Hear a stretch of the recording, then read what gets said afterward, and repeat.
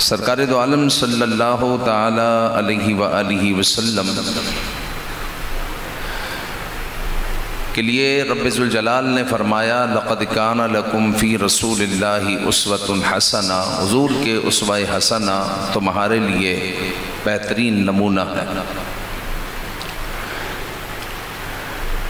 اپنی زندگی کو گزارنے کے لیے، اپنی زندگی کو کامیاب ترین بنانے کے لیے سرکار دو عالم صلی اللہ علیہ وآلہ وسلم کے اسوہ حسنہ تمہارے لیے بہترین نمونہ ہے۔ مطلب یہ ہے کہ دنیا کہتی ہے آگے دیکھو، زمانہ ترقی کر رہا ہے، لوگ کہاں سے کہاں پہنچ گئے، آگے دیکھو۔ لیکن عاشقین کہتے ہیں کہ پیچھے دیکھو، حضور علیہ السلام کو دیکھو کہ آقا کریم صلی اللہ علیہ وسلم کی سیرت میں، حضور کے کردار میں، حضور علیہ السلام کے افعال میں، حضور کے اقوال میں تمہارے لیے کامیابی ہے، تمہارے لیے بہتری ہے۔ تو سرکار دو عالم صلی اللہ علیہ وآلہ وسلم کے لیے رب قدیر نے کیا فرمایا؟ لقد کان لکم فی رسول اللہ اسوۃ حسنہ، کہ حضور کے اسوہ حسنہ تمہارے لیے بہترین نمونہ ہے۔ اور سرکار دو عالم صلی اللہ علیہ وآلہ وسلم کی ایک فضیلت یہ بھی ہے کہ حضور علیہ السلام نے سارے نبیوں سے کم تبلیغ کا زمانہ پایا ہے۔ یعنی حضور علیہ السلام کی مبارک عمر کو دیکھیں، ظاہری حیات طیبہ کو دیکھیں تو صرف 63 سال ہے، اور 63 سال میں بھی آقا کریم صلی اللہ علیہ وآلہ وسلم نے 40 سال میں اپنے آپ کو منوایا ہے کہ ان کی زبانوں پر جاری ہو گیا کہ یہ صادق ہے، امین ہے۔ لیکن حضور نے یہ نہیں فرمایا ابھی تک کہ میں اللہ کا نبی ہوں۔ پھر 40 سال کے بعد سرکار دو عالم صلی اللہ علیہ وآلہ وسلم نے اعلان نبوت فرمایا۔ پھر سرکار دو عالم صلی اللہ علیہ وآلہ وسلم کی جو تبلیغ کا زمانہ ہے وہ صرف 23 سال ہے، اور 23 سال میں آقا کریم صلی اللہ علیہ وآلہ وسلم ہمیں ایسا دستور دے گئے، حضور علیہ السلام ہمیں وہ قانون دے گئے کہ قیامت تک ہمارا اسلام ویلڈ رہے گا۔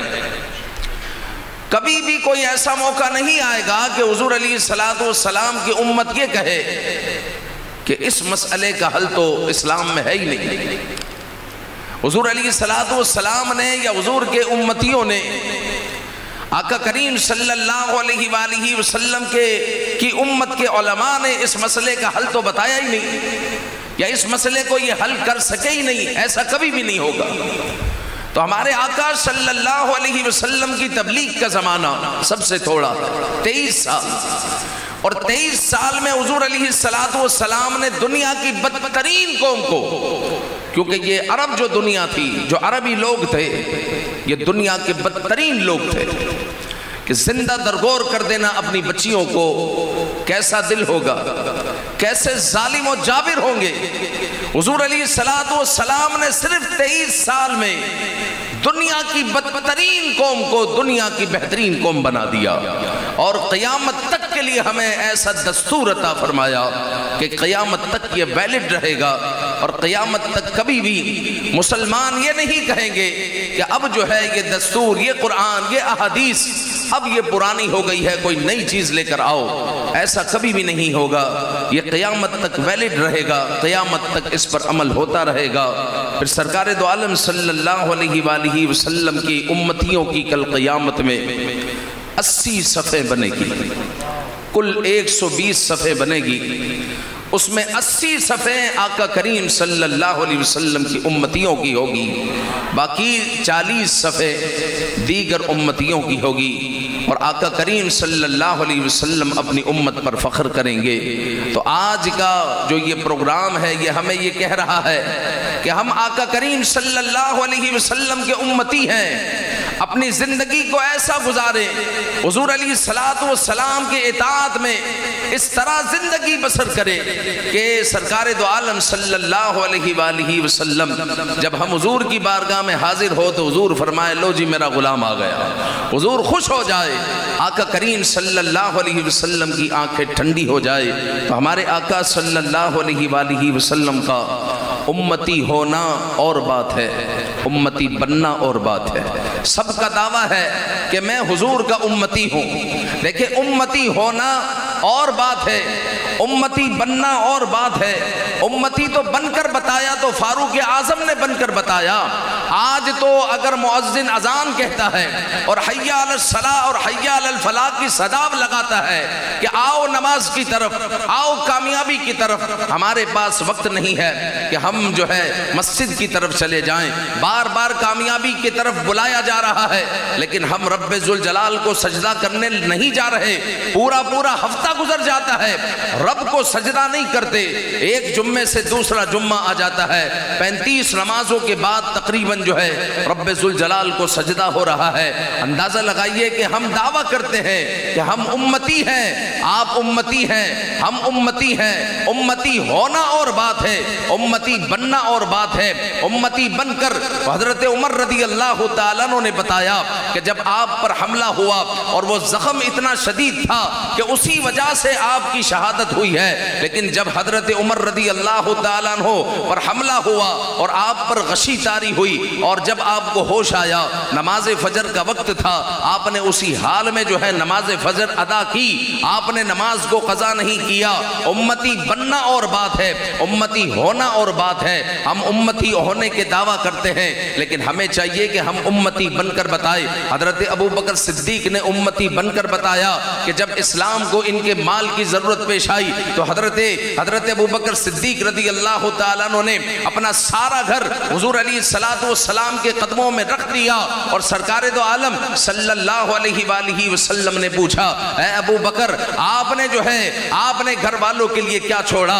تو حضور علیہ السلام کی بارگاہ میں عرض کرتے ہیں کہ یا رسول اللہ گھر والوں کے لیے میں نے اللہ اور اس کا رسول چھوڑا ہے۔ اگر امتی بن کر بتایا تو امتی بن کر جو ہے آقا کریم صلی اللہ علیہ وآلہ وسلم کا امتی بن کر حضرت ابو بکر صدیق نے بتایا، حضرت فاروق اعظم نے بتایا۔ امتی ہونا اور بات، امتی بننا اور بات۔ امتی ایسے بنے کیونکہ دعویٰ تو ہے نا، ہو غلام مصطفیٰ عطار کا دعویٰ ہے یہ، کاش آقا بھی یہ فرمائے ہمیں منظور ہے کہ یہی بات ہے۔ امتی ہونا اور بات ہے، امتی بننا اور بات ہے کہ ہم حضور کے امتی ایسے بن جائے کہ آقا کریم صلی اللہ علیہ وآلہ وسلم کل قیامت میں جب ہمیں دیکھے تو حضور فرمائے کہ ہمیں منظور ہے، ہمیں تمہاری غلامی منظور ہے۔ کاش آقا بھی یہ فرمائے ہمیں منظور ہے۔ اور جو ہے کیا فرمایا کہ عطار ہمارا ہے، ہمارا ہے، ہمارا دستے شہ بطحا سے یہی چٹھی ملی ہو، یہی چٹھی ملی ہو۔ تو دعویٰ ہے ہمارا کہ ہم حضور کے ہیں۔ کمال تو یہ ہے کہ حضور علیہ السلام فرمائے کہ ہاں حضور علیہ السلام نے اپنی بارگاہ میں ہمیں قبول فرما لیا ہے۔ اگر امتی بن کر بتایا تو حضرت ابو درداء رضی اللہ تعالیٰ عنہ نے بن کر بتایا۔ حضرت ابو درداء صبح فجر کی نماز جب پڑھنے آتے سنتیں پڑھ لیتے اور حضور علیہ السلام کی ابھی تشریف آوری نہیں ہوئی تو کچھ دیر کے بعد آپ اپنے گھر کی طرف جاتے اور پھر جو ہے جلدی آتے مسجد، پھر گھر کی طرف جاتے، پھر آتے کہ جماعت تو کھڑی نہیں ہوئی، دیکھتے ابھی جماعت کھڑی نہیں ہوئی، پھر گھر کی طرف جاتے تو آپ سے کسی نے کہا کہ حضور بار بار آپ کا آنا جانا لگا رہتا ہے، کیا بات ہے؟ تو آپ نے کہا کہ پڑوسی کا کھجور کا درخت ہے، بڑا ہو گیا ہے اور صبح کی یہ جو ٹھنڈی ہوا ہے وہ اس کے لگنے کی وجہ سے کھجوریں گر جاتی ہے، مجھے ڈر ہے کہ وہ کھجور جو ہے میرے گھر میں گر جائے گی اور میرا بچہ ہے وہ بچہ صحن میں آ جائے گا، کہیں ایسا نہ ہو کہ میرا بچہ جو ہے کسی غیر کا مال اپنے پیٹ میں ڈال لے، کسی غیر کا مال اپنے پیٹ میں ڈال لے۔ یہ امتی بننا ہے۔ آج کل تو باطل طریقے سے لوگ مال کھا رہے ہیں، قرض دے کر نہیں دیتے اور سود کھا رہے ہیں، رشوتیں لے رہے ہیں، قرض کسی کا لے لیا تو دینے کا نام نہیں لیتے، باطل طریقے سے حرام طریقے سے مال کھانے کی عادت ہو گئی ہے۔ تو امتی ہونا اور بات ہے، امتی بننا اور بات ہے۔ اگر امتی بننا ہے تو حضرت امام اعظم ابو حنیفہ رضی اللہ تعالیٰ عنہ جیسا بنے۔ حضرت امام اعظم ابو حنیفہ رضی اللہ تعالیٰ عنہ کو پتا چلا کہ محلے میں بکری چوری ہو گئی ہے۔ اچھا جی بکری چوری ہو گئی ہے، اسی وقت سے آپ نے بکری کا گوشت کھانا چھوڑ دیا، اور کچھ دن کے بعد پھر معلوم کیا وہ بکری ملی کہ نہیں ملی، پتا چلا کہ نہیں ملی، اور پھر کچھ دن کے بعد معلوم کیا نہیں ملی۔ حضرت امام اعظم ابو حنیفہ رضی اللہ تعالیٰ عنہ نے کسی ایکسپرٹ سے پوچھا کہ یہ بتاؤ کہ بکری کی عمر زیادہ سے زیادہ کتنے سال ہوتی ہے؟ جو محتاط عمر بتائی گئی، آپ نے اتنے سال تک بکری کا گوشت نہیں کھایا، اس ڈر سے کہ کہیں ایسا نہ ہو کہ وہ بکری کسی جگہ پر ذبح ہو اور چوری کی بکری کی بوٹی میرے پیٹ میں چلی جائے۔ بننا ہے تو امام اعظم ابو حنیفہ جیسا ہم امتی بننے کی کوشش کرے۔ حضرت امام اعظم ابو حنیفہ نے جب حضور علیہ السلام کی سچی غلامی اختیار کی، حضور علیہ السلام کے سچے امتی بنے، تو پھر کیا ہوا؟ 100 مرتبہ اللہ تعالیٰ نے خواب میں اپنا دیدار کروایا، 100 مرتبہ۔ اور جب لوگ وضو کیا کرتے تو حضرت امام اعظم ابو حنیفہ رضی اللہ تعالیٰ عنہ وضو کرنے والوں کے گناہوں کو جھڑتے ہوئے دیکھا کرتے تھے۔ جو حضور نے فرمایا نا کہ جب جو ہے وضو کرنے والا وضو کرتا ہے تو چہرے کے گناہ، ہاتھ دھوتا ہے تو ہاتھ کے گناہ، تو اس طرح جو ہے وہ جھڑتے ہیں۔ حضرت امام اعظم ابو حنیفہ اس کو دیکھا کرتے تھے، حضرت امام اعظم ابو حنیفہ اس کو دیکھا کرتے تھے۔ تو پیارے بھائیوں، ہمیں چاہیے ہم حضور علیہ السلام کے امتی بنے۔ آج جو ہے خوشی کا موقع ہے۔ حضرت ایاز عطاری صاحب کو آپ سمجھے کہ حضور علیہ السلام کی نظر لگ گئی ہے۔ جو حضور علیہ السلام نے فرمایا کہ العین حق، نظر حق ہے، نظر حق ہے۔ اب نظر اچھے کی لگے تو بیڑا پار، اور برے کی لگے تو بیڑا غرق، برے کی لگے تو بیڑا غرق، اور اچھے کی لگے تو بیڑا پار ہو جاتا ہے۔ نظر حق ہے تو زندگی میں کوشش کرنی چاہیے کہ کسی اچھے کی نظر لگ جائے، کسی اچھے کی نظر لگ جائے۔ تو انہوں نے جو بتایا کہ روضہ مصطفیٰ صلی اللہ علیہ وسلم پر میری جو ہے متعدد بار حاضری ہوئی، تو بار بار یہ خیال آنا، پھر اہل مدینہ کا کہنا کہ یہ اشارہ ہو سکتا ہے کہ یہ 1500 سالہ جو حضور کا جشن آ رہا ہے، یہ اشارہ ہو سکتا ہے۔ تو اس بابت جو ہے لوگوں کو دعوت دی جائے، لوگوں کے اذہان کو اس طرف موڑا جائے، لوگوں کی توجہ اس طرف جو ہے مبذول کی جائے کہ یہ جو آ رہا ہے جشن، یہ عام جشن نہیں ہے، یہ حضور علیہ السلام کی ولادت کے 1500 سال مکمل ہو رہے ہیں۔ لہٰذا جوش و خروش کے ساتھ منانا ہے۔ اور پھر جو ہے مزید یہ ہے کہ کسی نے میٹرک کر لیا، اور جناب عالی کسی نے جو ہے بی اے کر لیا، کسی نے ایم اے کر لیا، کسی نے کیا کر لیا، لیکن جو ہے نہیں پڑھا تو قرآن نہیں پڑھا، نہیں پڑھا تو قرآن نہیں پڑھا۔ آپ پتا ہے آپ کو کہ میٹرک کرنے میں اس وقت 14 سال لگتے ہیں، بلے گروپ، پھر نرسری، KG1 KG2، 4 سال تو یہ ہو گئے، پھر 10 سال آپ کے 1 سے لے کر 10 تک، میٹرک تک 14 سال میٹرک کرنے میں لگتے ہیں۔ ایم اے کرنے میں تقریباً جو ہے 20 سال لگتے ہیں، تو 20 سال ایم اے کرنے میں لگاتے ہیں۔ عمر جو ہے 40 کو پہنچ گئی ہے، نہیں پڑھا تو قرآن نہیں پڑھا۔ اگر پوچھا جائے کہ کس کے گھر میں تفسیر قرآن ہے تو ہم جو ہے 0 پر نظر آتے ہیں، ہمارے گھروں میں تفسیر قرآن نہیں ہے۔ اگر کسی بڑے کا ہمارے پاس خط آ جائے کہ جناب عالی وزیر خارجہ نے جو ہے خط بھیجا ہے، اور خط انگلش میں ہے، انگلش ہمیں آتی نہیں ہے، تو انگلش پڑھنے والے کو ڈھونڈا جائے گا کہ جناب عالی بتاؤ کہ کیا کہا گیا ہے مجھے، کیا میری کوئی جاب لگ گئی ہے یا میرے لیے کوئی فنڈ پاس ہوا ہے۔ وہ جو ہے اس طرف جو ہے جائے گا کہ مجھے سمجھایا جائے۔ تو اللہ رب العزت نے بھی تو ہمیں قرآن میں پیغامات دیے ہیں، اللہ تعالیٰ نے بھی تو قرآن میں پیغامات دیے ہیں۔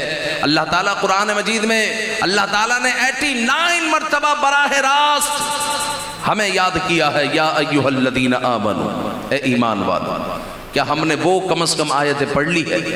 89 مرتبہ براہ راست رب ذوالجلال نے فرمایا ہے، یا ایھا الذین آمنوا، اے ایمان والو، اے ایمان والو۔ کیا اس کو پڑھ لیا ہے؟ پیارے بھائیو، یہ 89 آیتیں پڑھ لیں، ہم اس کو سمجھ لے، بما تفسیر پڑھ لے، آپ کی زندگی زیر و زبر ہو جائے۔ اللہ تعالیٰ فرماتا ہے، یا ایھا الذین آمنوا اتقوا اللہ وقولوا قولا سدیدا، اے ایمان والو اللہ سے ڈرو اور سیدھی بات کہو۔ جو آج کل ٹیڑھی میڑھی باتیں کرنے کا رواج چل پڑا ہے، دھوکہ دینے کا راستہ ڈھونڈتے ہیں کہ میں یہ مال اس کو کس طرح بیچوں، جھوٹ کس طرح بولوں کہ میرا کام بن جائے اور میرے پاس پیسے آ جائے۔ تو رب ذوالجلال فرماتا ہے اے ایمان والو اللہ سے ڈرو اور سیدھی بات کہو۔ لوگ مال لے کر دیتے نہیں ہیں، میراث دبا دیتے ہیں، بھائی بہنوں کو پیسہ نہیں دیتے، تو رب ذوالجلال فرماتا ہے یا ایھا الذین آمنوا لا تأکلوا اموالکم بینکم بالباطل، اے ایمان والو نہ کھاؤ جو ہے ایک دوسرے کا مال باطل طریقے سے۔ پھر رب ذوالجلال جو ہے قرآن مجید میں فرماتا ہے یا ایھا الذین آمنوا لا تأکلوا الربا، اے ایمان والو سود نہ کھاؤ۔ سود لینے کا عام رواج ہو گیا، سود کے لین دین کے معاملات بڑھ گئے۔ تھوڑا کسی کے پاس مال آتا ہے اور پھر اس کو جو ہے مال کمانے کے ذرائع پتا چلتے ہیں اور پتا چلتا ہے کہ بینک سے میں اس طرح بھی لون لے سکتا ہوں اور اس طرح ڈبلنگ ہو سکتی ہے، اس طرح مجھے 4 گنا اضافہ ہو سکتا ہے، تو سود لینے میں ہچکچاتے نہیں ہیں۔ حالانکہ رب ذوالجلال نے فرمایا فَإِن لَّمْ تَفْعَلُوا فَأْذَنُوا بِحَرْبٍ مِّنَ اللَّهِ وَرَسُولِهِ، اگر تم نے سود کا لین دین نہ روکا، اس سے باز نہ آئے، تو پھر اللہ اور اس کا رسول تمہارے ساتھ اعلان جنگ کرتا ہے۔ تو پیارے بھائیو یہ قرآن کے پیغامات ہے، یہ قرآن کے پیغامات ہے جس سے جو ہے ہم دور ہے۔ یہ 1500 سالہ جو جشن ہے، کم از کم اس موقع پر ہم یہ نیت کرے کہ قرآن کو آج سے سمجھ کر پڑھنے کی کوشش کرے، قرآن مجید پڑھے اور قرآن مجید کا ترجمہ بھی پڑھے، پھر قرآن مجید کو بما تفسیر پڑھے، قرآن مجید کو بما تفسیر پڑھے کہ ہمارا رب ہمیں کیا فرما رہا۔ زندگی کے 40 50 سال گزر گئے، کمپیوٹر میں جو ہے ماسٹر ہو گئے، انجینئر بن گئے، ماسٹر کر لیا تو ایم فل بھی ہو گیا تو پی ایچ ڈی بھی ہو گئی، قرآن نہیں پڑھا، قرآن نہیں پڑھا۔ گھر میں لیپ ٹاپ ہے، ہر قسم کی آسائش کی چیزیں ہیں، لیکن گھر میں تفسیر قرآن نہیں، تفسیر قرآن نہیں ہے، تو گھروں میں تفسیر قرآن لے کر آئے، لیکن کسی عاشق رسول کی، کسی کی بھی اٹھا کے نہیں آ جانی، کسی عاشق رسول کی، تاکہ عشق رسول پیدا ہو۔ ایسا نہیں کہ آپ جو ہے فلاں کی پڑھنا شروع کر دے، معاذ اللہ بغض رسول جو ہے دل میں پیدا ہونا شروع ہو جائے۔ کسی عاشق رسول کی جس طرح آپ لے سکتے ہیں تفسیر صراط الجنان لے لے، اسی طرح خزائن العرفان لے لے، نور العرفان لے لے، ضیاء القرآن لے لے، اسی طرح تبیان القرآن لے لے، تبیان الفرقان لے لے، یہ ساری سنی علماء کی تفاسیر ہے۔ یہ تفاسیر گھر میں لے کر آئے، 40 ہزار روپے کا موبائل لے سکتے ہیں، تو کیا 10,000 روپے کی تفسیر نہیں لے سکتے؟ صراط الجنان 10,000 روپے کی تفسیر ہے، وہ 10 جلدیں ہیں، 10 جلدیں۔ گھر میں جو ہے LCD کا ریک لگ سکتا ہے، تو کیا تفسیر قرآن کا ایک ریک نہیں لگ سکتا؟ لگ سکتا ہے۔ اپنی زندگی میں تھوڑی سی تبدیلی لے کر آئے، اس لیے کہ اس وقت ہماری نوجوان نسل تباہی کی طرف بڑھ رہی ہے۔ پڑھنے پڑھانے کا سسٹم ختم ہو گیا، کتابیں نہیں چھپ رہی، بڑے بڑے مکتبوں نے کتابیں چھاپنا بند کر دی ہے، اس لیے کہ بکتی نہیں۔ پڑھنے پڑھانے کا سسٹم ختم ہو رہا ہے، اور یہ صدی کتاب سے محبت کرنے کی آخری صدی، کتاب سے محبت کرنے کی آخری صدی ہے۔ کتاب سے محبت ختم ہو رہی ہے، اس لیے گھر کا اگر ماحول چینج کرنا چاہتے ہیں تو آپ کو چینجنگ لانی پڑے گی۔ ایک ریگ لگائے اور اس میں تفسیر قرآن لے کر آئے، عورتوں کے لیے جنتی زیور رکھی ہو، ساتھ میں بہار شریعت بھی ہو، ساتھ میں سیرت کی بھی 1-2 کتابیں ہو، اس طرح جو ہے معلوماتی کچھ کتابیں ہو، اور گھر میں جو ہے ایک لائبریری نما بنا ہوا ہو، اس میں موبائل لانا کسی کے لیے بھی جو ہے اجازت نہ ہو، اور وہاں پر آ کر کچھ دیر مطالعہ کیا جائے، تو انشاءاللہ العزیز ہماری زندگیوں میں تبدیلی آ سکتی ہے۔ رب ذوالجلال ہمیں آقا کریم صلی اللہ علیہ وسلم کی سچی محبت عطا فرمائے، اور حضور علیہ السلام کے اسوہ حسنہ پر ہمیں چلنے کی توفیق عطا فرمائے۔ آمین بجاہ النبی الامین صلی اللہ علیہ وآلہ وسلم۔